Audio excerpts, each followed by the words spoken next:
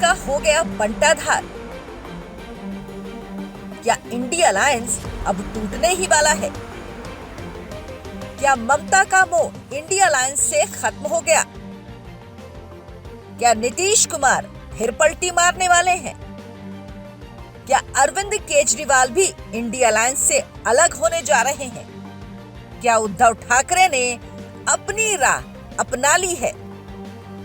लग तो ऐसा ही रहा है कि कहीं की ईंट कहीं का रोड़ा जोड़कर इंडिया अलायंस ने जो कुनबा जोड़ा था वो बिखरता जा रहा है। सबसे पहले इस अलायंस को ममता दीदी ने ही बाय बाय कर दिया और कांग्रेस पर आरोप लगाते हुए 2024 लोकसभा चुनाव में बंगाल में कांग्रेस और वामपंथी पार्टियों को एक भी सीट देने से मना कर दिया। ममता ने राहुल गांधी की भारत जोड़ो न्याय यात्रा पर निशाना साधते हुए ये साफ कर दिया कि वो इंडिया अलायंस के साथ बंगाल में कोई भी सीट शेयर नहीं करेंगी और बंगाल की 42 लोकसभा सीटों पर अकेले ही चुनाव लड़ेंगी।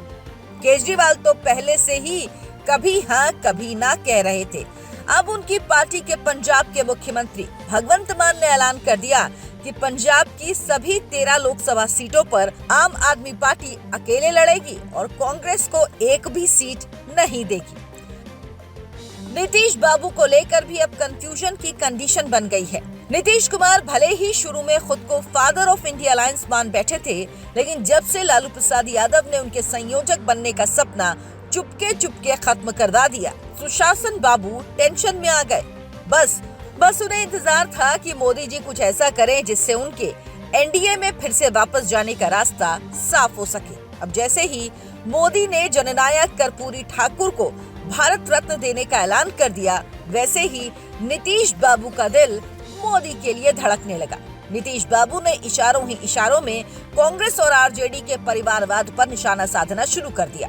वैसे जब से नीतीश बाबू के हाथ से इंडिया अलायंस के संयोजक का पद गया, तब से ही वो कांग्रेस का विरोध करने लगे थे, लेकिन अब उनका विरोध खुलकर सामने आने लगा है। अब ये तय लग रहा है कि नीतीश बाबू जल्द ही पलटने के लिए तैयार हैं। बस इंतजार है मोदी जी के ग्रीन सिग्नल का। नीतीश बाबू क्या करेंगे ये तो जल्द ही सामने आ जाएगा।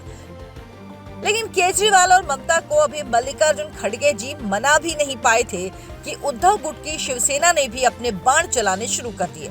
उद्धव गुट की शिवसेना के प्रवक्ता संजय राउत ने साफ कर दिया कि वो 48 में से कम 23 सीटों पर चुनाव लड़ेंगे।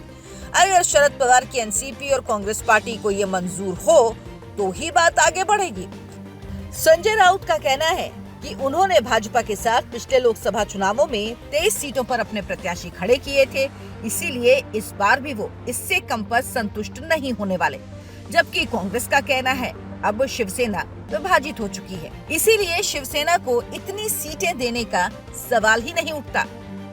उधर अखिलेश यादव की समाजवादी पार्टी उत्तर प्रदेश में कांग्रेस को 80 लोकसभा सीटों में से सिर्फ 2 सीट देने को तैयार है।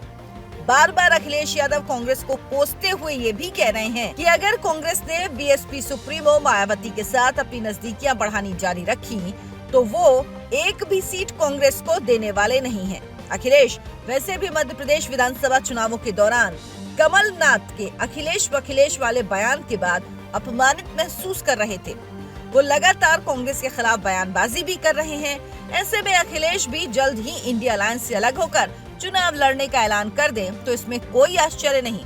अगर ये सभी इंडिया अलायंस से अलग हो जाते हैं तो कांग्रेस के पास वो ही यूपीए वाले दल रह जाएंगे जो सदा से उनके साथ रहे हैं, जैसे आरजेडी और डीएमके। बाकी केरल में वामपंथी पार्टियां पहले से ही कहना शुरू कर चुकी हैं कि इस बार राहुल गांधी को वायनाड से चुनाव नहीं लड़ना चाहिए। ऐसे में इंडिया अलायंस का भविष्य संवरने से पहले ही उजड़ता दिख रहा है। 28 दलों के इस गठबंधन में अभी तक सीट शेयरिंग पर फैसला नहीं हो पाया और अब सारी पार्टियों के बीच ऐसी खटपट हो रही है जो 2024 के लोकसभा चुनावों तक खत्म हो जाए तो ये भी एक आश्चर्य ही होगा। अगर आपको हमारा ये वीडियो पसंद आया हो तो आप इसे लाइक करें। आप हमारे चैनल आयन भारत को सब्सक्राइब करें ताकि आपको राजनीति से जुड़ी ऐसी निष्पक्ष खबरें लगातार मिलती रहें।